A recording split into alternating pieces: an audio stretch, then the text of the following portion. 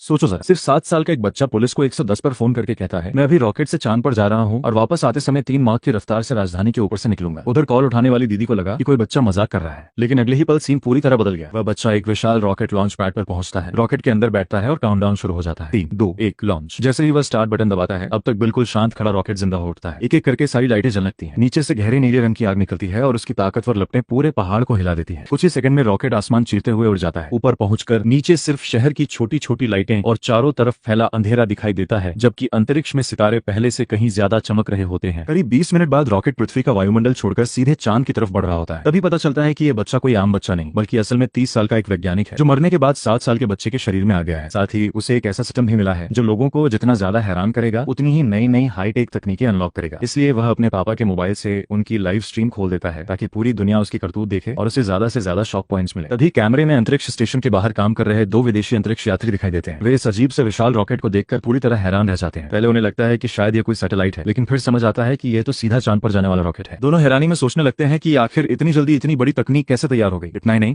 बच्चा अचानक रॉकेट को अंतरिक्ष में ही रोक देता है, फिर आराम से अपना स्पेस सूट पहनता है, मोबाइल हाथ में लेता है और रॉकेट का दरवाजा खोलकर बाहर तैरने लगता है। सही एंगल मिलने पर वह अपनी जेब से एक बड़ा सा बैनर निकालता है जिस पर बड़े अक्षरों में लिखा हुआ है लोंग गुओ जिंदाबाद। वह करीब 1 मिनट तक उसी पोज में अंतरिक्ष में तैरता रहता है, जबकि पीछे वे दोनों विदेशी अंतरिक्ष यात्री उसे हैरानी से देखते रह जाते हैं। इसके बाद वह ऐसे वापस रॉकेट में लौट जाता है जैसे कुछ हुआ ही ना हो। उधर दोनों अंतरिक्ष यात्री तुरंत रिपोर्ट लिखने की तैयारी करने लगते हैं। उन्हें यकीन ही नहीं होता कि अब एक छोटा बच्चा अकेले रॉकेट उड़ाकर अंतरिक्ष में घूम रहा है। ऊपर से रॉकेट हवा में बिना हिले डुले स्थिर भी रह सकता है। इसके बाद वह आराम से चांद पर उतरता है, वहां घूमते हुए अपने दर्शकों को पूरा नजारा दिखाता है और कुछ देर बाद थककर लाइव स्ट्रीम खत्म कर देता है। रॉकेट में वापस आकर वह स्पेस सूट उतारता है और सिस्टम खोलकर देखता है कि उसे 5000 शॉक पॉइंट्स मिले हैं, जो 5 और टेक्नोलॉजी पॉइंट्स में बदल चुके हैं। अब उसके पास इतने पॉइंट्स हो चुके हैं कि वो 5 माह की स्पीड वाली नई ट्रैकिंग मिसाइल जैसी खतरनाक तकनीक अनलॉक कर सकता है। ये सोचकर वह तुरंत पृथ्वी की तरफ लौट पड़ता है। वापसी में उसका रॉकेट 5 माह की रफ्तार से लॉस एंजलिस, टोक्यो और फिर चीन की राजधानी के ऊपर से गुजरता है, लेकिन उससे बिल्कुल अंदाजा नहीं होता कि उसकी इस हरकत ने पूरी दुनिया में हड़कंप मचा दिया है। दूसरी तरफ विदेशी अंतरिक्ष एजेंसी के बड़े अधिकारियों की इमरजेंसी मीटिंग चल रही होती है। बड़ी स्क्रीन पर उसी बच्चे की अंतरिक्ष वाली तस्वीर दिखाई जाती है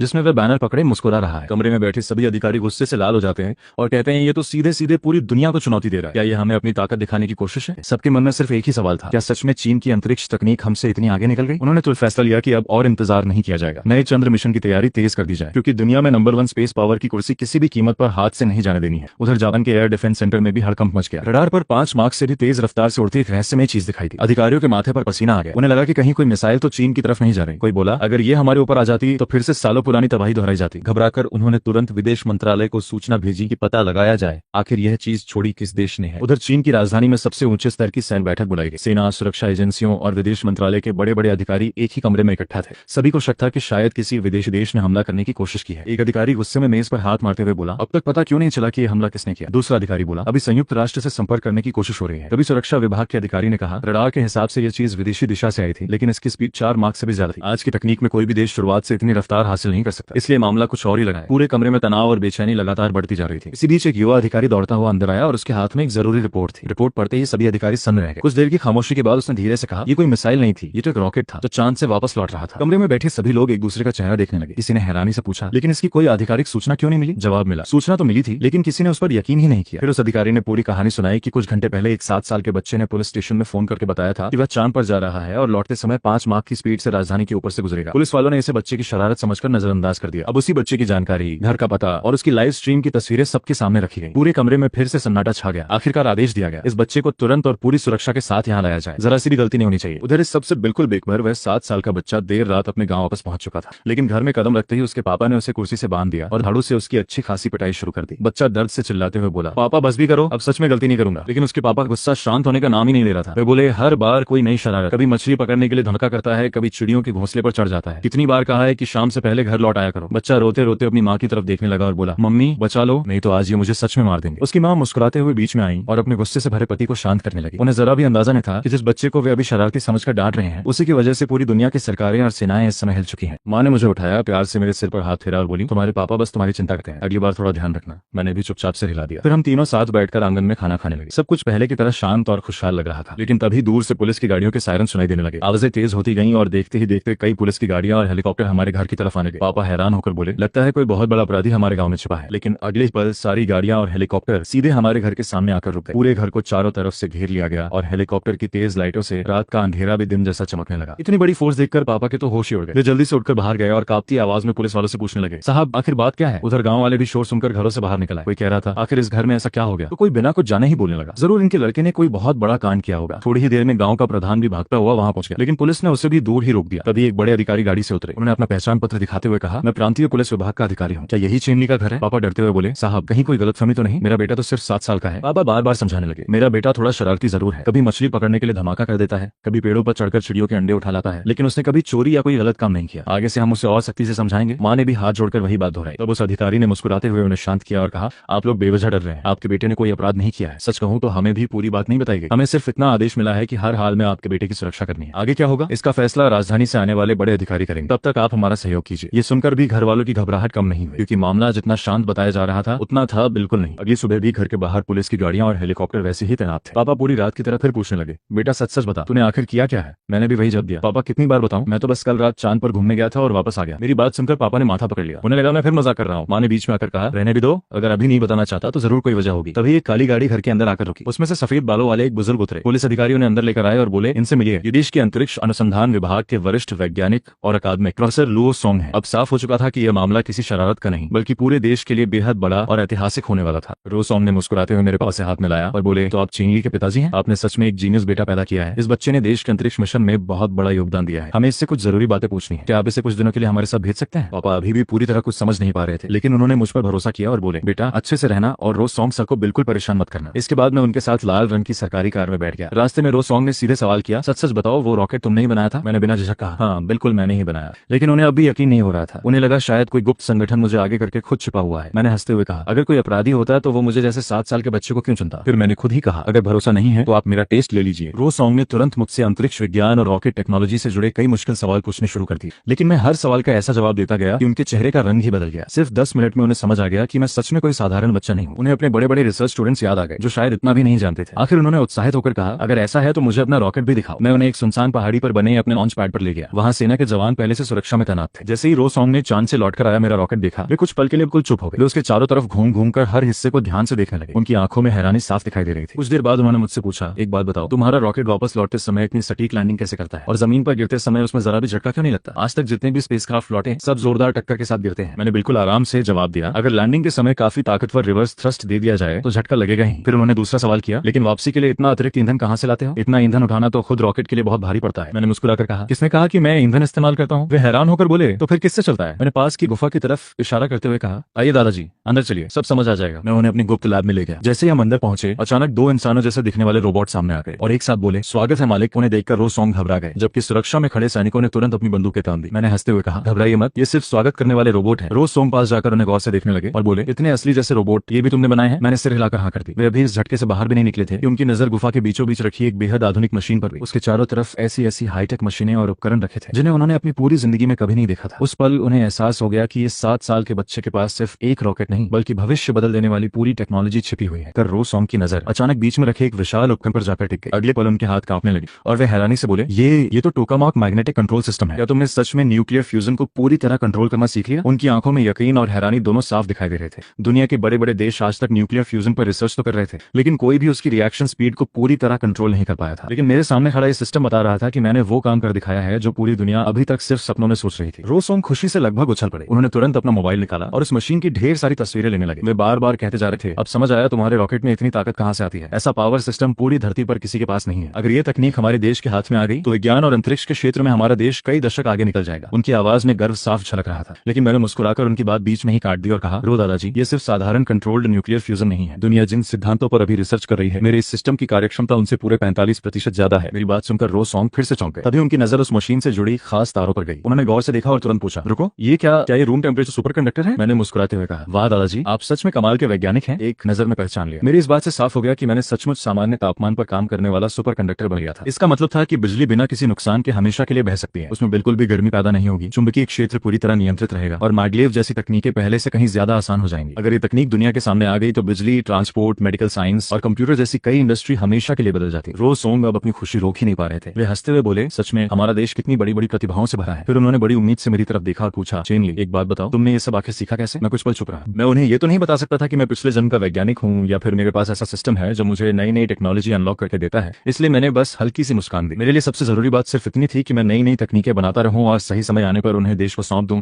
ताकि ताकि मेरा देश दुनिया की सबसे बड़ी वैज्ञानिक ताकत बन सके। मैंने रो दादाजी की तरफ देखकर हल्की सी मुस्कान के साथ कहा, दादाजी ये सारी चीजें मुझे सपनों में दिखाई देती हैं, बस वहीं से सीख गया। जाहिर सी बात थी कि इतनी उम्र और अनुभव वाले वैज्ञानिक मेरी इस बात पर पूरी तरह भरोसा नहीं करने वाले थे। उन्हें समझ आ गया कि मैं असली वजह छिपा रहा हूँ, लेकिन उन्होंने मुझ पर जोर नहीं डाला। उन्होंने सोचा कि जब बच्चा बताना ही नहीं चाहता तो उससे जबरदस्ती पूछने का कोई मतलब नहीं है। इसके बाद उन्होंने तुरंत अपना मोबाइल निकाला और कई लोगों को फोन मिलाना शुरू कर दिया। फोन उठते ही बोले, अरे तुम सब जल्दी यहाँ पहुंचो, मामला बहुत ज्यादा गोपनीय है। मैं अभी पूरी रिपोर्ट भेज रहा हूँ, उसे पढ़ते ही सब समझ जाओगे। और हाँ, देश के बड़े बड़े विश्वविद्यालयों और रक्षा संस्थानों के कुलपतियों को भी तुरंत बुलाओ। मेरे पास ऐसा हीरा है जिसे जो पहले अपने पास ले जाएगा वही सबसे बड़ा भाग्यशाली होगा। उधर देश के एक सैन्य अनुसंधान केंद्र में 70 साल से ज्यादा उम्र के मशहूर वैज्ञानिक हूँ तो अपने कंप्यूटर पर रो दादाजी की भेजी हुई रिपोर्ट पढ़ रहे थे। शुरुआत में जैसे जैसे वे रिपोर्ट पढ़ते गए उनके चेहरे का रंग बदलता गया। उन्होंने सोचा, क्या सच में किसी देश ने कंट्रोल्ड न्यूक्लियर फ्यूजन, अंतरिक्ष तकनीक और रूम टेम्परेचर सुपरकंडक्टर जैसी चीजों में इतनी बड़ी छलांग लगा ली। उनकी आंखों में मायूसी साफ दिखाई दे रही थी। उन्होंने अपनी पूरी जिंदगी देश के विज्ञान को आगे बढ़ाने में लगा दी थी और उन्हें लगा कि शायद उनका देश अब भी दुनिया से पीछे रह गया है। लेकिन जैसे ही उन्होंने रिपोर्ट की आखिरी लाइन पढ़ी और जाना कि ये सारी तकनीक किसी विदेशी वैज्ञानिक की नहीं बल्कि अपने ही देश के 7 साल के बच्चे की है, उनकी सारी उदासी पल भर में गायब हो गई।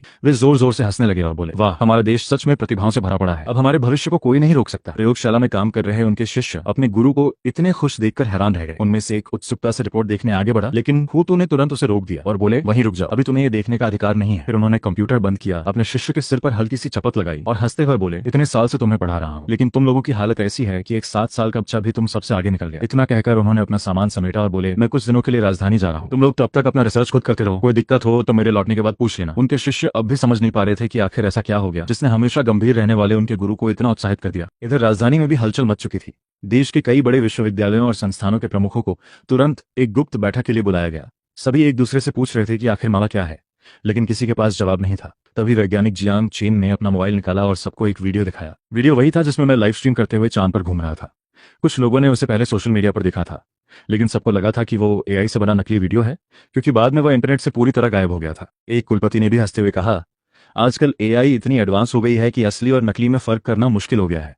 लेकिन जियांग चेन मुस्कुराए और बोले, नहीं, ये वीडियो बिल्कुल असली है और यही वजह है कि आज मैंने आप सबको यहाँ बुलाया है। वीडियो देखने के बाद नेशनल डिफेंस यूनिवर्सिटी के कुलपति हैरान रह गए। उन्होंने कहा, क्या ये सच में असली है? आखिर वीडियो में एक छोटा सा बच्चा बिना किसी डर के अंतरिक्ष में घूम रहा था, मोबाइल से लाइव स्ट्रीम कर रहा था। आमतौर पर तो एक अंतरिक्ष यात्री बनने के लिए सालों की कड़ी ट्रेनिंग करनी पड़ती है, ऐसे में 7 साल का बच्चा अकेले अंतरिक्ष में पहुंच जाए, ये बात किसी के भी गले नहीं उतर रही थी। वाचिंग यूनिवर्सिटी के कुलपति भी देर से पहुंचे और वीडियो देखकर वही बोले कि उन्हें भी इस पर यकीन नहीं हो रहा। तब जियांग चेन मुस्कुराते हुए बोले, मैं जानता हूँ कि इतनी जल्दी कोई इस बात पर भरोसा नहीं करेगा, क्योंकि शुरुआत में मैं भी तुम लोगों की तरह ही सोचता था, लेकिन मैं पूरे विश्वास के साथ कह सकता हूँ कि ये सब सच है। आज तुम्हें यहाँ बुलाने का मकसद सिर्फ इतना है कि हम सब उस बच्चे से मिलें और ये जाने कि वह आगे किस यूनिवर्सिटी में पढ़ना चाहता है। इतना सुनते ही तीनों कुलपतियों के दिमाग में अपनी अपनी यूनिवर्सिटी को नंबर 1 बनाने का सपना घूमने लगा, क्योंकि उन्हें पता था कि अगर इतना बड़ा टैलेंट किसी एक यूनिवर्सिटी में चला गया तो वही देश की सबसे बड़ी यूनिवर्सिटी कहलाएगी। जियांग चेन ने तीनों के चेहरे देखकर उनकी पूरी सोच समझ ली। वह हंसते हुए बोले, अरे अभी से आपस में लड़ने की क्या जरूरत है, पहले वहां तो पहुंच जाओ, फिर जिसकी किस्मत अच्छी होगी वही उसे अपने कॉलेज में ले जाएगा, लेकिन जल्दी निकलो, नहीं तो हो तो पहले ही पहुंचकर बाजी मार लेगा। उधर रात हो चुकी थी। स्टार विलेज में पूरा पिछला पहाड़ सेना ने घेर रखा था। 24 घंटे हथियारबंद जवान सुरक्षा में तैनात थे। गाँव के ज्यादातर रास्ते भी बंद कर दिए गए थे और सिर्फ एक रास्ता ही शहर की तरफ खुला छोड़ा गया था। रो सॉन्ग पूरे रास्ते मेरे साथ हंसते बोलते घर तक आए। अब तो मुझसे सच में लगाव हो गया था। जैसे ही मैं घर पहुंचा, माँ लियू फांग को खाना लगाए खड़ा देखा तो मैं रो सॉन्ग को पीछे छोड़कर सीधे अंदर भागा और बोला, बहुत भूख लगी, अब तो जान निकल जाएगी। माँ मुझे देखकर मुस्कुरा दी, लेकिन दरवाजे पर खड़े रो सॉन्ग को देखकर थोड़ा घबरा गई। उन्हें समझ नहीं आ रहा था कि इतने बड़े वैज्ञानिक से कैसे बात करें। फिर हिम्मत करके बोली, अगर आपने खाना नहीं खाया हो तो हमारे साथ खा लीजिए। रो सॉन्ग तुरंत हंसकर मान गए और बोले, दूर से ही खाने की खुशबू आ रही थी, घर का सादा खाना ही सबसे स्वादिष्ट होता है। अभी सब आराम से खाना ही खा रहे थे कि तभी एक के बाद एक 4 सरकारी गाड़ियां आकर घर के बाहर हो गई। रोज सॉन्ग मुस्कुराकर बोले, लगता है बाकी बूढ़े भी पहुंच गए, घबराइए मत, ये सब आपके बेटे के लिए ही आए हैं। उधर मैं खाना खत्म करते ही बोला, मैं सोने जा रहा हूँ, और बिना पीछे देखे अपने कमरे में चला गया। माँ मुझे रोकना चाहती थी कि इतने बड़े बड़े लोग आए हैं, लेकिन रोज सॉन्ग ने उन्हें रोकते हुए कहा, उसे सोने दीजिए, बच्चा पूरे दिन थक गया है, अभी उसे आराम की जरूरत है। तभी बाहर हूँ तो जियांग चेन और तीनों यूनिवर्सिटी के कुलपति एक दूसरे से मिलते हुए आंगन में आ गए। थोड़ी देर हालचाल पूछने के बाद जियांग चेन ने रोज सॉन्ग से पूछा, वो बच्चा कहाँ है? रोज सॉन्ग हंसते हुए बोले, तुम लोग देर से आए हो, बच्चा तो सो गया, अगर मिलना है तो सुबह तक इंतजार करना पड़ेगा। इतना सुनते ही तीनों कुलपतियों के चेहरे उतर गए। उन्हें डर लगने लगा कि कहीं रोज सॉन्ग ने पहले ही मुझे अपने विभाग में तो नहीं कर लिया, लेकिन रोज सॉन्ग ने हंसते हुए साफ कर दिया कि बच्चा बस सो रहा है। इसके बाद माँ ने सभी के लिए खाना परोस दिया और करीब 300 साल के कुल अनुभव वाले देश के सबसे बड़े वैज्ञानिक और शिक्षाविद मेरे घर के छोटे से आंगन में बैठकर सिर्फ मेरा इंतजार करने लगे। सुबह सुबह घर का माहौल बड़ा अजीब था। माँ लियू फांग खुद भी परेशान थी। इतने बड़े बड़े वैज्ञानिक और यूनिवर्सिटी के कुलपति सिर्फ उनके बेटे से मिलने आए थे, लेकिन जनाब अभी तक कमरे में आराम से सो रहे थे। आखिर माँ ने सारी बात पिताजी चेन हाइजुन को बताई। बस फिर क्या था, उनका गुस्सा 7वें आसमान पर पहुंच गया। वो बोले, कौन सा बड़ा टैलेंट, कैसी बड़ी उपलब्धि, मेरे लिए तो वो मेरा बेटा है और मैं उसका बाप हूँ। इतना कहकर उन्होंने कमरे का दरवाजा जोर से खोला, मेरा कान पकड़कर खींचते हुए बोले, अरे उठ, बाहर इतने बड़े बड़े एक्सपर्ट तेरा इंतजार कर रहे हैं और तू यहाँ खर्राटे मार रहा है। मैं अभी सपनों की दुनिया में था, लेकिन पिताजी ने एक मिनट भी नहीं छोड़ा। मैं दर्द से चिल्लाते हुए बोला, अरे पापा छोड़ो ना। उठ गया उठ गया। मन ही मन में बड़बड़ा रहा था कि सारी गलती उन बूढ़े वैज्ञानिकों की है। रात को देर से सोए और सुबह मुर्गे से भी पहले उठ गए। मैं जमाई लेते हुए बाहर आंगन में पहुंचा तो रो सॉन्ग हमेशा की तरह मुस्कुराते हुए बोले, आओ बेटा पहले नाश्ता कर लो। तभी जियांग चेन ने मुझे गौर से देखते हुए पूछा, यही है वो बच्चा? तो बिना देर किए बोले, हाँ। इसे देखते ही समझ में आ जाता है कि ये आगे चलकर बहुत बड़ा काम करेगा। तभी पिताजी ने मुझे घूरते हुए कहा, क्या देख रहा है, जल्दी से सबको नमस्ते कर। मैंने आराम से सबकी तरफ देखकर कहा, नमस्ते हो अकादमिक सर, नमस्ते जियांग सर, नमस्ते नेशनल डिफेंस यूनिवर्सिटी के कुलपति, हुआबे यूनिवर्सिटी के कुलपति और वाचिंग यूनिवर्सिटी के कुलपति। मेरी बात सुनकर वहाँ मौजूद सभी लोग एकदम हैरान रह गए। उन्हें समझ नहीं आया कि एक 7 साल का बच्चा उन सभी को नाम से कैसे पहचान गया। लेकिन उन्हें क्या पता था कि पिछले जन्म में मैं डिफेंस रिसर्च से जुड़ा वैज्ञानिक था, इसलिए इन सभी बड़े लोगों को मैं पहले से अच्छी तरह जानता था। मैंने बिना समय व्यर्थ किए कहा, चलिए खाना बाद में भी खा लेंगे, पहले पहाड़ पर चलते हैं। आप लोग जिस चीज को देखने आए हैं वो वही है। इतना सुनते ही सब लोग तुरंत मेरे पीछे चल पड़े। हम सब कड़ी सुरक्षा पार करते हुए आखिरकार मेरे सीक्रेट बेस तक पहुंच गए। वहां पहुंचकर मैंने बिल्कुल मालिकों की तरह सबको दिखाते हुए कहा, ये रहा वो रॉकेट जिससे मैं कुछ दिन पहले चांद पर गया था। वैसे ये सिर्फ एक बार इस्तेमाल होने वाला मॉडल है और सामने जो गुफा है उसमें मैंने अपने कुछ छोटे मोटे आविष्कार रखे हैं। शायद आप लोग उन्हीं को देखने आए हैं। जैसे ही हम गुफा के अंदर पहुंचे, दोनों ह्यूमनॉइड रोबोट पहले की तरह बोले, स्वागत है मालिक। तीनों यूनिवर्सिटी के कुलपति उन रोबोट्स को देखकर ही दंग रह गए, क्योंकि उन्हें अभी असली हैरानी का अंदाजा भी नहीं था। वहीं हुतू और जियांग चेन ने रोबोट्स पर ज्यादा ध्यान नहीं दिया और सीधे अंदर की तरफ बढ़ गए। तभी उनकी नजर गुफा के बीचों बीच रखे उस चमचमाते विशाल टोकामाक रिएक्टर पर पड़ी। हुतू की आंखें फटी रह गईं। वो बड़बड़ाए, ये सचमुच टोकामाक डिवाइस है? जियांग चेन ने भी गंभीर आवाज में कहा, लगता है ये अब ऊर्जा परिवर्तन भी सफलतापूर्वक कर रहा है। फिर उन्होंने मेरी तरफ देखा और पूछा, क्या तुम हमें इसका डेमो दिखा सकते हो? मैं मुस्कुराया और सीधे मशीन के पास जाकर बीच में लगे लाल बटन पर अपना अंगूठा रख दिया। अगले ही पल मशीन ने आवाज निकाली, फिंगरप्रिंट सत्यापित, सिस्टम चालू, प्रतिक्रिया समय 0.0001 सेकंड, वर्तमान तापमान 87,000 डिग्री सेल्सियस, सभी पैरामीटर सामान्य है। देखते ही देखते पूरा अंधेरा पहाड़ रोशनी से जगमगा उठा। गुफा के अंदर लगे सारे इलेक्ट्रॉनिक उपकरण एक साथ चालू हो गए। तभी सबकी नजर दीवारों पर गई। पूरी गुफा इतनी चिकनी और व्यवस्थित थी कि साफ पता चल रहा था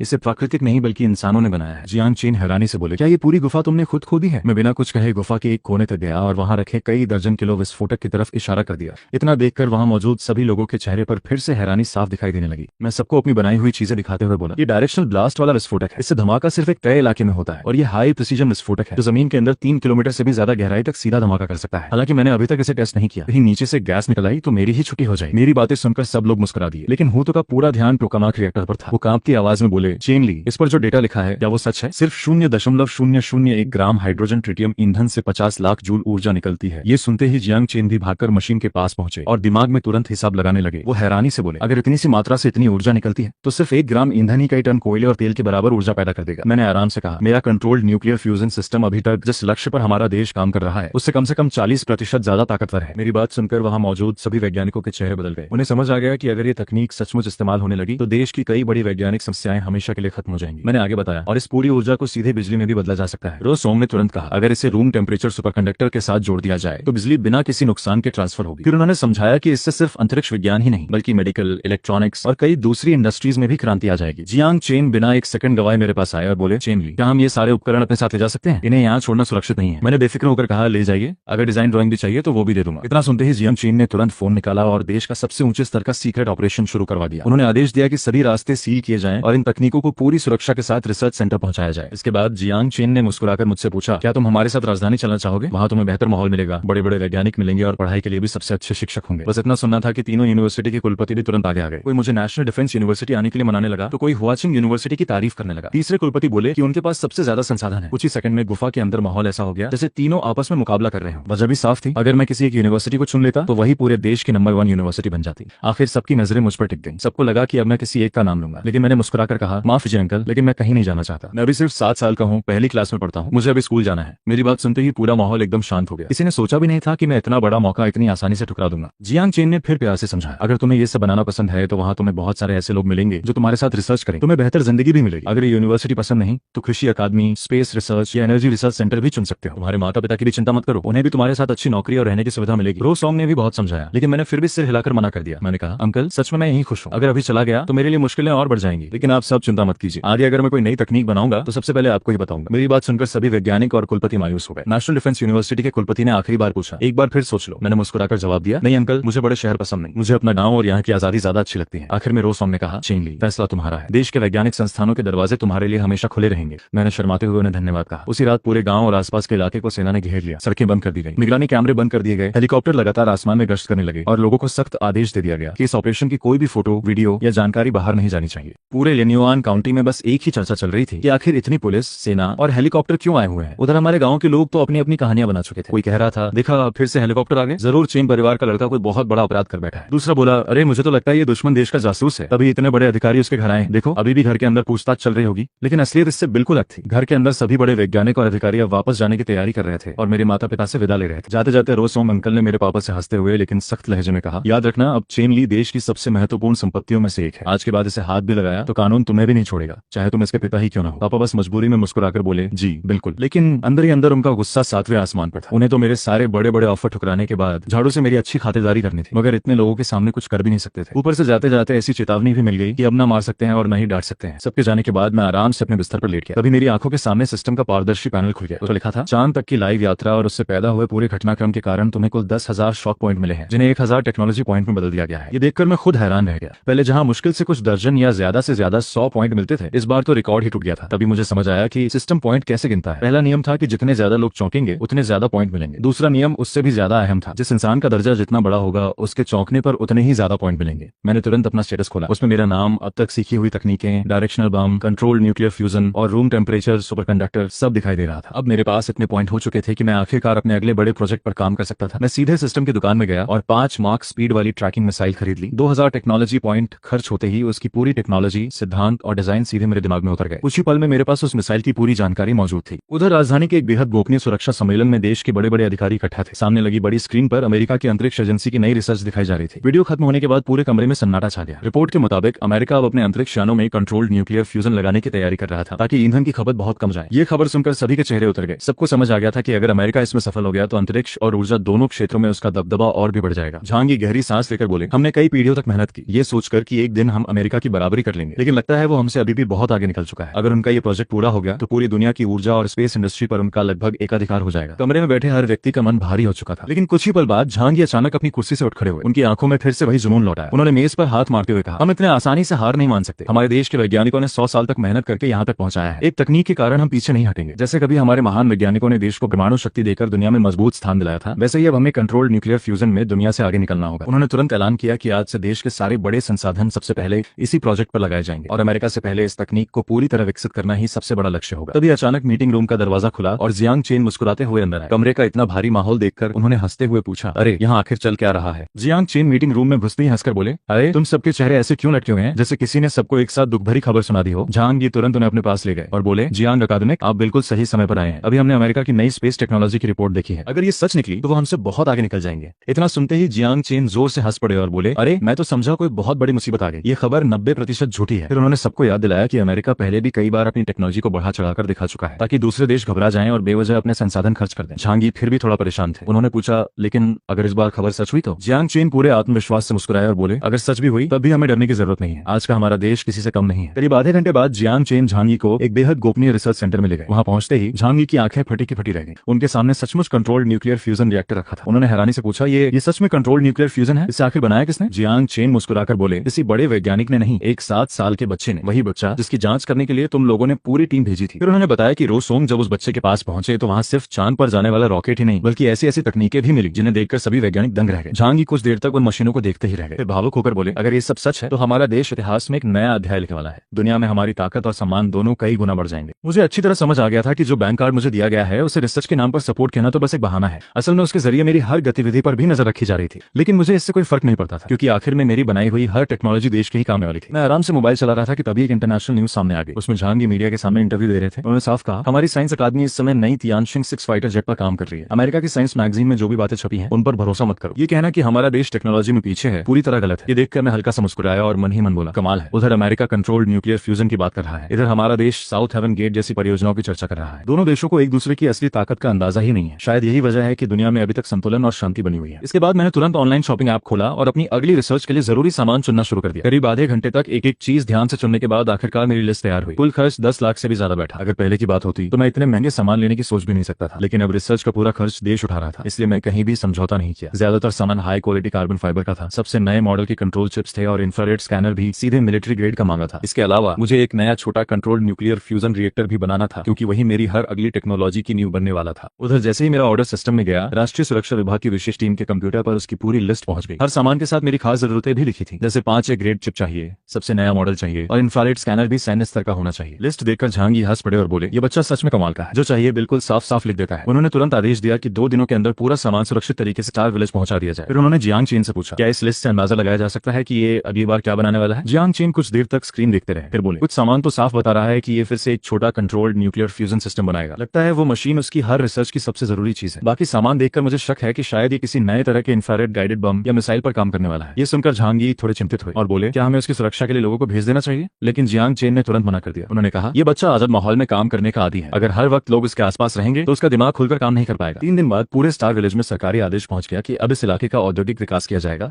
और सभी गांव वालों को मुआवजा देकर दूसरी जगह बसाया जाएगा। मेरे माता पिता को भी सरकार की तरफ से 50 लाख की रकम वाला बैंक कार्ड मिला और दोनों को सरकारी नौकरी दे दी। साथ ही सरकारी दफ्तर के पास 100 वर्गमीटर से भी बड़ा एक नया घर भी मिला। पापा की नौकरी शहर में सिक्योरिटी गार्ड की लगी, जिसमें सिर्फ दिन की ड्यूटी, छुट्टियां और सारी सरकारी सुविधाएं थी। वहीं माँ को सरकारी कैंटीन में खाना परोसने का काम मिला, जहां उन्हें भी वही सुविधाएं दी गई। गांव में रहने वाले एक साधारण परिवार के लिए ये किसी सपने से कम नहीं था। सबसे अच्छी बात यह थी कि नया घर मेरे सीक्रेट बेस से सिर्फ 10 मिनट की दूरी पर था, इसलिए मेरी रिसर्च पर इसका कोई असर नहीं पड़ा। कुछ ही दिनों बाद मेरा ऑर्डर किया हुआ सारा सामान सुरक्षित तरीके से पहाड़ वाले मेरे गुप्त वर्कशॉप तक पहुंचा दिया गया और अब मैं अपने अगले बड़े आविष्कार की तैयारी शुरू करने के लिए पूरी तरह तैयार था। मैं सबसे पहले अपने वर्कशॉप में पहुंचा और खरीदा हुआ सारा सामान एक करके चेक किया। जब तसल्ली हो गई कि कुछ भी कम नहीं है, तब असली काम शुरू हुआ। मैंने सिस्टम से अपना खास ऑटोमेटिक वर्कबेंच बाहर निकाला। ये कोई साधारण मशीन नहीं थी, बल्कि इसे लेने के लिए मैंने पूरे 1000 टेक्नोलॉजी पॉइंट खर्च किए थे। इसकी खासियत ये थी कि इसे जो भी आदेश दिया जाए वो बिना किसी गलती के उसे पूरा कर देती थी। मैंने सारी हाई क्वालिटी सामग्री उसके ऊपर रखी और आदेश दिया, एक नया micro controlled nuclear fusion reactor बनाओ। मशीन ने तुरंत स्कैन करके बताया कि सभी सामग्री बेहतरीन क्वालिटी की है, इसलिए इस बार रिएक्टर की कार्यक्षमता 45% नहीं बल्कि पूरे 60% तक पहुंच जाएगी। इसे बनने में करीब 2 घंटे लगने वाले थे। उधर मशीन अपना काम कर रही थी और इधर मैं खाली बैठने वालों से नहीं था। मैंने तुरंत अपनी अगली परियोजना 5 मार्क स्पीड वाली ट्रैकिंग मिसाइल पर काम शुरू कर दिया। मैंने सबसे पहले मिसाइल की पूरी बनावट दिमाग में दोहराई। किसी भी ट्रैकिंग मिसाइल के 6 सबसे जरूरी हिस्से होते हैं, गाइडेंस और target detection system, flight control system, engine, warhead, power system और पूरी बॉडी। इनमें से इंजन और पावर की समस्या तो मेरा माइक्रोफ्यूजन रिएक्टर आसानी से हल कर देता था, लेकिन सबसे मुश्किल हिस्सा था गाइडेंस और फ्लाइट कंट्रोल। यही मिसाइल की आंख, दिमाग, नसें और मांसपेशियां होती हैं। अगर ये सही ना हो तो मिसाइल कभी अपने निशाने तक नहीं पहुंच सकती। मैंने सरकार की तरफ से मिले इंफ्रारेड रडार और ऑप्टिकल इमेजिंग रडार को देखा। तभी मेरे दिमाग में एक आइडिया आया। इंफ्रारेड रडार गर्मी पहचानता है, जबकि दूसरा तस्वीर देखकर लक्ष्य ढूंढता है। अगर दोनों की खूबियां एक ही सिस्टम में जोड़ दी जाएं, तो मिसाइल लगभग हर परिस्थिति में अपने निशाने को पहचान सकेगी। मैंने तुरंत सिस्टम को आदेश दिया कि दोनों तकनीकों को मिलाकर नया रडार तैयार करे। सिर्फ 10 टेक्नोलॉजी पॉइंट खर्च हुए और कुछ ही मिनटों में मशीन ने दोनों रडारों को जोड़कर बिल्कुल नया हाइब्रिड गाइडेंस सिस्टम तैयार कर दिया। अब बारी थी सबसे कठिन हिस्से की, नेविगेशन सिस्टम की। इतनी तेज यानी 5 माक की रफ्तार से उड़ने वाली मिसाइल को कंट्रोल करने के लिए मौजूदा तकनीक बिल्कुल नाकाफी थी। इसका मतलब था कि पूरा कंट्रोल सिस्टम मुझे खुद बना पड़ेगा। मैं तुरंत लैपटॉप लेकर बैठ गया और लगातार कई घंटों तक बिना रुके कोड लिखता रहा। करीब 7 घंटे बाद आखिरकार 3 टेराबाइट का कंट्रोल प्रोग्राम तैयार हो गया। मैंने उसे एक यूएसबी ड्राइव में सेव किया और हाई एंड कंट्रोल चिप के साथ वर्कबेंच पर रख दिया। मशीन ने सिर्फ 10 मिनट में पूरा कोड चिप में डाल दिया। इस दौरान मैं थोड़ा आराम करने के लिए एक्सरसाइज करता रहा। देखते ही देखते शाम हो गई। तभी पापा का फोन आया। उन्होंने कहा, बेटा कहाँ है? घर आजा, खाना तैयार है। मैंने हंसकर कहा, बस पापा अभी आया। जाने से पहले मैंने अपने दोनों ह्यूमनॉइड रोबोट्स को बाहर बुलाया और आदेश दिया कि पूरे वर्कशॉप की सफाई करके बाकी तैयारी पूरी कर दें। अगले 2 दिनों तक मैं लगातार काम करता रहा और आखिर में कंट्रोल चिप, नया रडार, सेंसर, माइक्रोफ्यूजन रिएक्टर और वेक्टर थ्रस्ट इंजन को एक साथ जोड़कर अंतिम असेंबली पूरी कर दी। कई घंटों की टेस्टिंग के बाद आखिरकार मेरी 5 मार्क ट्रैकिंग मिसाइल तैयार हो गई। जब मैं अपनी कार से पहाड़ के नीचे बने लॉन्च साइट पर पहुंचा और सामने पूरी तरह तैयार मिसाइल लॉन्चर देखा तो खुशी से मेरे मुंह से खुद ब खुद निकल पड़ा, वाह, ये तो कमाल का लग रहा है। डूबते सूरज की सुनहरी रोशनी में गहरे हरे रंग की मिसाइल और उसका लॉन्चर किसी साइंस फिक्शन फिल्म के हथियार से कम नहीं लग रहे थे।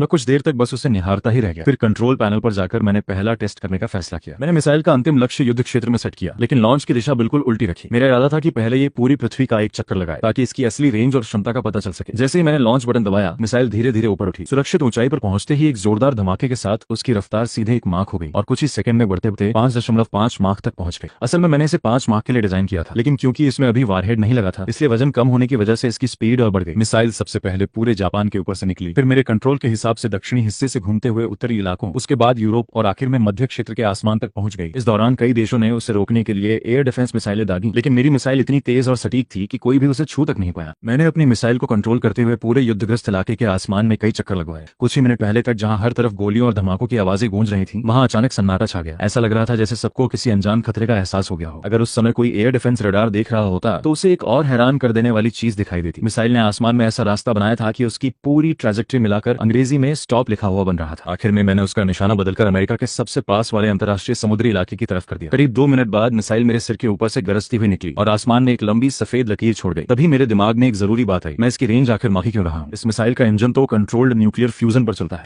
मतलब जब तक इसमें हाइड्रोजन ट्रिटियम का मिश्रित ईंधन रहेगा इसकी रेंज लगभग असीमित हो सकती है। अगर मैंने इसे सच में अमेरिका के पास समुद्र में गिरा दिया और उन्होंने इसे निकालकर इसकी तकनीक सीख ली तो मेरी सारी मेहनत बेकार हो जाएगी। यही सोचकर मैंने तुरंत मिसाइल को वापस लौटने का आदेश दे दिया। पूरी पृथ्वी का चक्कर लगाने के बाद जब मिसाइल वापस मेरे पास पहुंची तो उसके वेक्टर इंजन पर हल्का सा कालापन छोड़कर बाकी सब बिल्कुल नया जैसा था। मैं उसकी परफॉर्मेंस देखकर बेहद खुश था। तभी अचानक सिस्टम की आवाज सुन ली, 5 मार्क क्रूज मिसाइल से कई देशों को चौंकाने पर तुम्हें 20,000 टेक्नोलॉजी पॉइंट मिले हैं। इसके अलावा युद्ध को अस्थायी रूप से रोकने पर 500 बोनस पॉइंट भी दिए जाते हैं। इतने सारे पॉइंट देखकर मैं खुद हैरान रह गया। मैंने हंसते हुए सोचा, सिर्फ एक टेस्ट फ्लाइट से इतना फायदा? अगर ईंधन थोड़ा और होता तो एक और चक्कर भी लगा देता। मैंने तुरंत अपना सिस्टम खोला। अब मेरे पास कुल 3065 टेक्नोलॉजी पॉइंट थे। बिना देर किए मैंने 2000 पॉइंट खर्च करके मिसाइल की बची हुई आधी तकनीक भी अनलॉक कर दी। अगले ही पल सिस्टम ने बताया कि अब मैं पूरी तरह से 5 मार्क ट्रैकिंग मिसाइल की तकनीक पर महारत हासिल कर चुका हूं। उधर जापान में हाई लेवल इमरजेंसी मीटिंग चल रही थी। बड़े बड़े अधिकारी बार बार रडार की रिकॉर्डिंग देख रहे थे। उनमें से एक घबराई हुई आवाज में बोला, पिछली बार 5 मार्क की मिसाइल आई थी, लेकिन इस बार इसकी स्पीड 5.5 मार्क तक पहुंच गई। सबसे डरावनी बात यह है कि ये रास्ता भी खुद बदल रही थी। इसने पूरे जापान के ऊपर आराम से कई चक्कर लगाए और हमारी कोई भी एयर डिफेंस सिस्टम इसे रोक नहीं सकी। अगर इसका इरादा हमला करने का होता तो हमारा देश कुछ ही मिनटों में खत्म हो जाता। कमरे में बैठे सभी लोग डर के मारे एक दूसरे का चेहरा देखने लगे। तभी किसी ने घबरा कर कहा, कहीं समुद्र में छोड़े गए परमाणु अपशिष्ट वाली बात किसी को पता तो नहीं चल गई? इतनी ताकत तो सिर्फ रूस,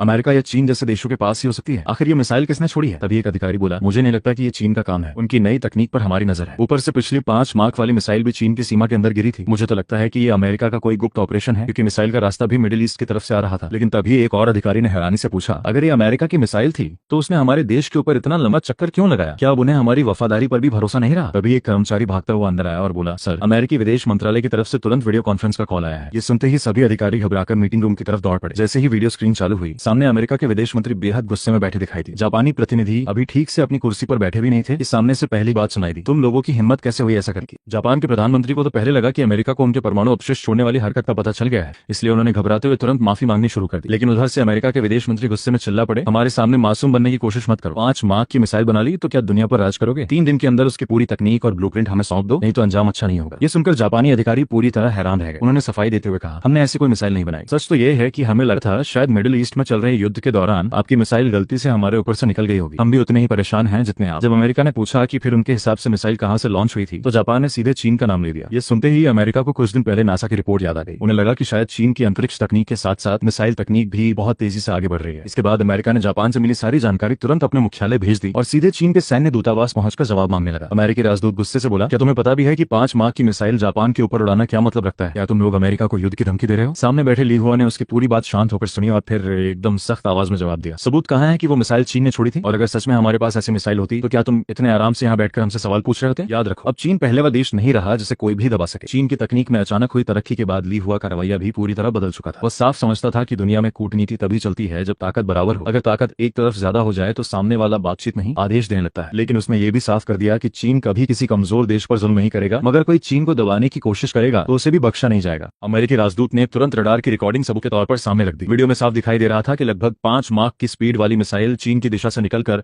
जापान के ऊपर से गुजरी थी और उसका रास्ता देखकर साफ लग रहा था कि यह सब जानबूझकर किया गया है। फिर दूसरी रिकॉर्डिंग दिखाई गई जिसमें वही मिसाइल मिडिल ईस्ट के ऊपर कई चक्कर लगाती है और आसमान में स्टॉप लिख देती है। ये देखकर ली हुआ खुद भी हैरान रह गया। अगर ये सच में चीन की मिसाइल थी तो राष्ट्रीय सुरक्षा एजेंसी को इसकी कोई जानकारी क्यों नहीं मिली? उसके दिमाग में एक और शक आया कि कहीं अमेरिका ही दुनिया को डराने के लिए ये सब करके इल्जाम चीन पर तो नहीं डाल रहा। उसने साफ कहा, यह हमारा काम नहीं है। अगर भरोसा नहीं है तो रूस से भी पूछ सकते हो। अमेरिकी प्रतिनिधियों के जाने के बाद ली हुआ सीधे राष्ट्रीय सुरक्षा एजेंसी के प्रमुख झांग यी के दफ्तर पहुंचा। उस समय झांग यी कंट्रोल्ड न्यूक्लियर फ्यूजन की सफलता की वजह से बेहद खुश बैठे आराम से चाय पी रहे थे। ली हुआ ने बिना समय गंवाए पूरा मामला उनके सामने रख दिया। वीडियो देखने के बाद झांग यी भी चौंक गए। उन्होंने कहा, ये कैसे हो सकता है? इतनी तेज मिसाइल तो अभी हमारी जानकारी के हिसाब से बनी नहीं सकती। सबसे अजीब बात यह है कि हमारे एयर डिफेंस रडार पर इसका कोई रिकॉर्ड ही नहीं है। ली हुआ ने मजाक में कहा, कहीं रडार खराब तो नहीं हो गया? इस पर झांग यी झल्लाकर बोले, बकवास मत करो, दुनिया की बेहतरीन एयर डिफेंस तकनीक हमारे पास है। अगर जापान ने इसे पकड़ लिया तो हम क्यों नहीं पकड़ पाए? तभी अचानक उनके दिमाग में कुछ क्लिक हुआ। उन्होंने तुरंत मेरी हाल की खरीदी गई चीजों की लिस्ट खोलनी शुरू कर दी। ली हुआ अभी भी अमेरिका पर शक कर रहा था, लेकिन झांग यी उसकी बातों पर ध्यान ही नहीं दे रहे थे। उन्होंने अपना लैपटॉप उठाया और बोले, चलो अभी मेरे साथ। मुझे लगता है कि इस पूरे मामले की असली कड़ी कहीं और छिपी हुई है। इतना कहकर दोनों तेजी से दफ्तर से बाहर निकल पड़े। चारों लोग सीधे राष्ट्रीय विज्ञान अकादमी पहुंच गए। वहां जियांग चीन ने पहले रडार की रिकॉर्डिंग ध्यान से देखी, फिर मेरी ऑनलाइन शॉपिंग लिस्ट खोलकर एक एक सामान का मिलान करने लगे। झांग यी ने बेचैनी से पूछा, कुछ समझ आया? जियांग चीन ने गहरी सांस लेकर कहा, ज्यादातर सामान तो कंट्रोल्ड न्यूक्लियर फ्यूजन से जुड़ा है, बाकी कंट्रोल चिप्स और सेंसर है। मुझे तो ये किसी मिसाइल के नहीं बल्कि एक एडवांस ड्रोन के पार्ट्स लग रहे हैं। फिर उन्होंने समझाया कि इतनी कम उम्र का बच्चा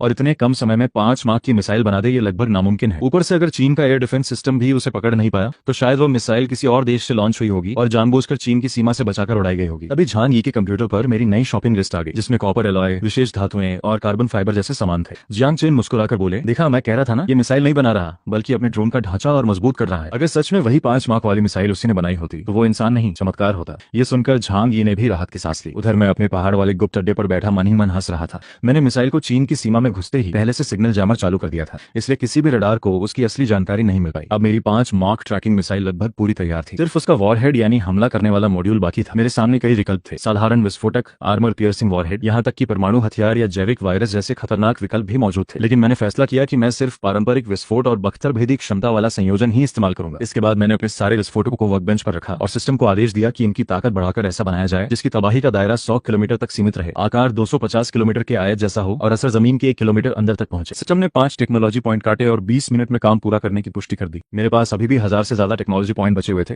उन्हें देखकर मेरा मन फिर से टेक्नोलॉजी स्टोर की तरफ चला गया। काफी देर तक अलग अलग तकनीकें देखने के बाद मेरी नजर एक खास चीज पर जाकर रुकी, फ्यूजन एनर्जी बॉल। ये ऐसा उपकरण था जो कंट्रोल्ड न्यूक्लियर फ्यूजन से निकली ऊर्जा को एक छोटे गोलाकार डिवाइस में जमा कर सकता था और 500 मिलियन जूल तक ऊर्जा स्टोर कर सकता था। मैंने बिना देर किए 500 पॉइंट खर्च करके उसे खरीद लिया। अगले ही पल उसकी पूरी डिजाइन और जरूरी सामग्री की जानकारी मेरे दिमाग में आ गई। मैं मन ही मन खुश हो गया क्योंकि अब मुझे हर नई मशीन के लिए बार बार अलग ऊर्जा स्रोत बनाने की जरूरत नहीं पड़ेगी। इससे मेरी तकनीक भी ज्यादा सुरक्षित रहेगी और उसके लीक होने का खतरा भी काफी कम हो जाएगा। इसके बाद भी मैं टेक्नोलॉजी स्टोर में घूमता रहा। वहाँ इतनी जबरदस्त तकनीकें थी कि मन तो सब खरीदने का कर रहा था, लेकिन पॉइंट्स की कमी मुझे रोक रही थी। काफी सोचने के बाद मैंने आखिरकार स्वार्म ड्रोन तकनीक का पहला आधा हिस्सा खरीद लिया और उसकी पूरी ब्लूप्रिंट भी मेरे दिमाग में आ गई। फिर मैंने मोबाइल से उसके लिए जरूरी नया सामान भी ऑर्डर कर दिया। इतने में मेरा नया हाई पावर विस्फोटक भी तैयार हो चुका था। मैंने हथेली जितने छोटे उस विस्फोटक को हाथ में उठाकर मुस्कुराते हुए कहा, आज से तुम्हारा नाम होगा विश्व शांति बम। इतना कहकर मैंने उस विस्फोटक को अपनी 5 मार्क ट्रैकिंग मिसाइल के साथ वर्क बेंच पर रख दिया ताकि अब उसकी अंतिम असेंबली शुरू की जा सके। शाम तक मेरी फाइनल 5 मार्क ट्रैकिंग मिसाइल तैयार होने लगी। सिस्टम ने सभी पार्ट्स चेक करके बताया कि इसे पूरा होने में करीब 6 घंटे लगेंगे। मैं आराम से गाड़ी में बैठकर घर लौटाया। घर पहुंचते ही देखा कि पापा और मम्मी दोनों अपनी नई सरकारी नौकरी से वापस आ चुके थे। पापा टीवी पर खबरें देख रहे थे और मम्मी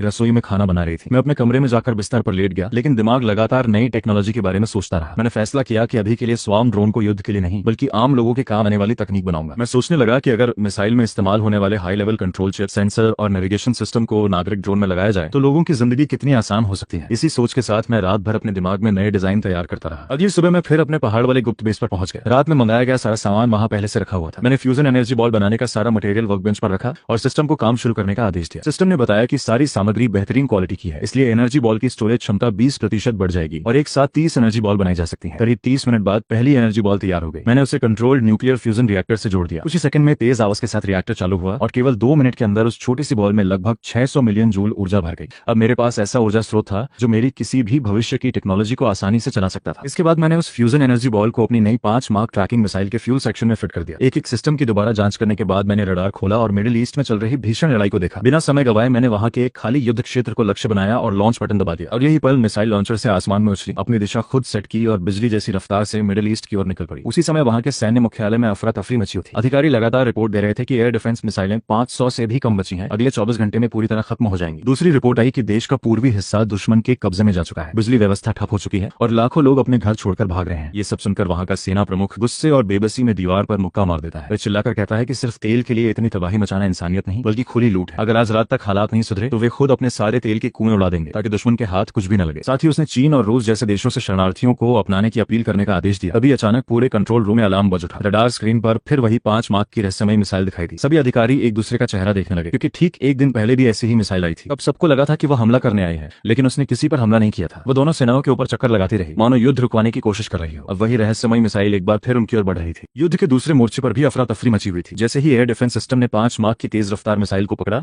वहां के सैन्य कमांडर ने हंसते हुए कहा, कल तो इस मिसाइल ने सबको डरा दिया था, लेकिन असल में ये तो हमारे सहयोगी देश की चाल है। इसका निशाना सामने वाला देश होगा, हमारी चिंता की कोई बात नहीं। लेकिन कुछ ही सेकंड बाद उसके चेहरे का रंग उड़ गया क्योंकि मिसाइल सीधे उनकी दिशा में बढ़ रही थी। उसने तुरंत अपने सहयोगी देश से संपर्क किया। उधर से जवाब मिला, चिंता मत करो, अपनी पूरी ताकत से हमला जारी रखो। ये सुनकर उसने अपने सैनिकों को आदेश दिया कि अगले 24 घंटों में दुश्मन को पूरी तरह खत्म कर दिया जाए क्योंकि उनके हथियार और संसाधन लगभग समाप्त हो चुके हैं। इधर युद्ध के बीचों बीच टूटे हुए मकानों के मलबे में सैकड़ों बेघर लोग छिपे हुए थे। हर तरफ गोलियों और बमों की आवाज गूंज रही थी। तभी लगभग 7 साल का एक छोटा बच्चा आसमान की ओर इशारा करके चिल्लाया, देखो वही मिसाइल फिर आ गई, कल भी यही आई थी, अब हम बच जाएंगे। लेकिन वहां मौजूद बड़े लोग जानते थे कि अगर मिसाइल हमला करने आई है तो अगले ही पल सब खत्म हो सकता है। उसी समय मैं अपने रडार से उन मासूम लोगों को देख रहा था। मैंने महसूस किया कि अगर मिसाइल पहले से तय जगह पर गिरी तो इन निर्दोष लोगों की जान भी जा सकती है। इसलिए मैंने तुरंत उसका लक्ष्य बदल दिया और सभी देशों के सैन्य सिस्टम पर एक संदेश भेजा, स्टॉप और डेथ, यानी युद्ध रोक दो वरना मौत के लिए तैयार रहो। संदेश मिलते ही एक देश ने तुरंत गोलीबारी रोक दी, लेकिन दूसरा देश इसे सिर्फ डराने की चाल समझकर लगातार हमला करता रहा। उनका कमांडर तो उल्टा खुश होकर बोला कि ये मनोवैज्ञानिक दबाव है जिससे दुश्मन बिना लड़े ही हार मान जाएगा। ये देखकर मैंने भी फैसला कर लिया। मैंने मिसाइल को उनकी सीमा की तरफ मुड़ दिया। 5 मार्क की रफ्तार से उड़ती मिसाइल को वहां पहुंचने में सिर्फ 30 सेकंड लगे।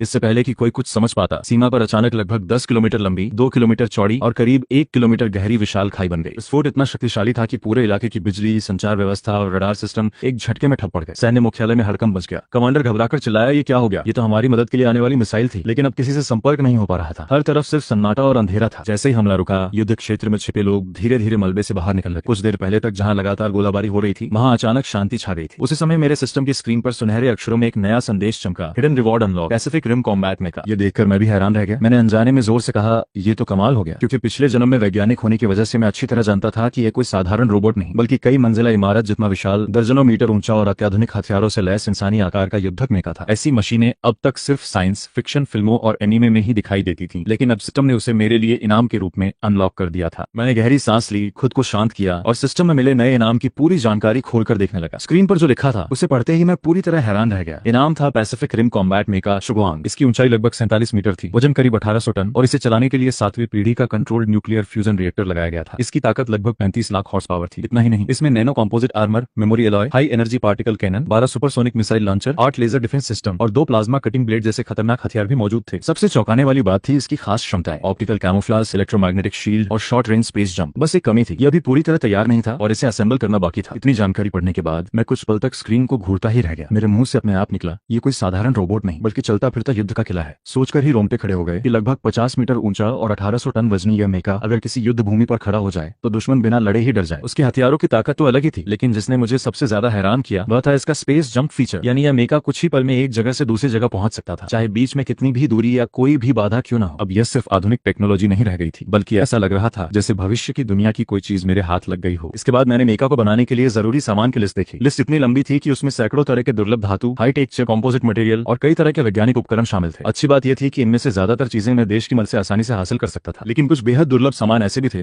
जिन्हें सिर्फ सिस्टम की टेक्नोलॉजी पॉइंट से ही खरीदा जा सकता था। मैंने तुरंत सिस्टम स्टोर खोलकर हिसाब लगाया। पूरी लिस्ट पूरी करने के लिए मुझे अभी करीब 5000 टेक्नोलॉजी पॉइंट्स और चाहिए थे। मैंने मन ही मन सोचा कि यह संख्या बड़ी तो है, लेकिन नामुमकिन नहीं। अगर मैं आगे भी कुछ बड़े कारनामे करता रहा तो इतने पॉइंट्स जल्दी इकट्ठे हो जाएंगे। फिलहाल मैंने इस योजना को थोड़ी देर के लिए रोक दिया और अपना ध्यान सामने रखी 5 मार्क ट्रैकिंग मिसाइल की तरफ मोड़ दिया। वर्कबेंच पर मिसाइल का आखिरी असेंबली प्रोसेस अभी भी चल रहा था। रोबोटिक आर्म्स एक एक पार्ट को बेहद सटीक तरीके से जोड़ रहे थे और कुछ ही घंटों में उसका ढांचा लगभग पूरा बन चुका था। उसकी गहरे हरे रंग की धातु वाली बॉडी तेज रोशनी में चमक रही थी। अभी मेरी नजर उस फ्यूजन एनर्जी बॉल पर गई जिसे मैंने अभी अभी चार्ज किया था। वह मुट्ठी जितनी छोटी थी, लेकिन उसका गहरा नीला रंग ऐसा लग रहा था मानो उसके अंदर पूरा आसमान कैद हो। उसके भीतर करीब 600 मिलियन जूल ऊर्जा भरी हुई थी, जिसकी ताकत लगभग 14 टन टीएनटी के बराबर थी। इतनी छोटी सी गेंद किसी छोटे शहर की बिजली व्यवस्था ठप करने के लिए काफी थी। मैंने बहुत सावधानी से उसे मिसाइल के फ्यूल सेक्शन में फिट किया, कुछ कदम पीछे हटकर पूरी मिसाइल को देखा और मुस्कुराते हुए कहा, अब सब कुछ बिल्कुल परफेक्ट है। तभी मिसाइल की असेंबली पूरी हुई और उसी पल सिस्टम की नई सूचना मेरे सामने चमक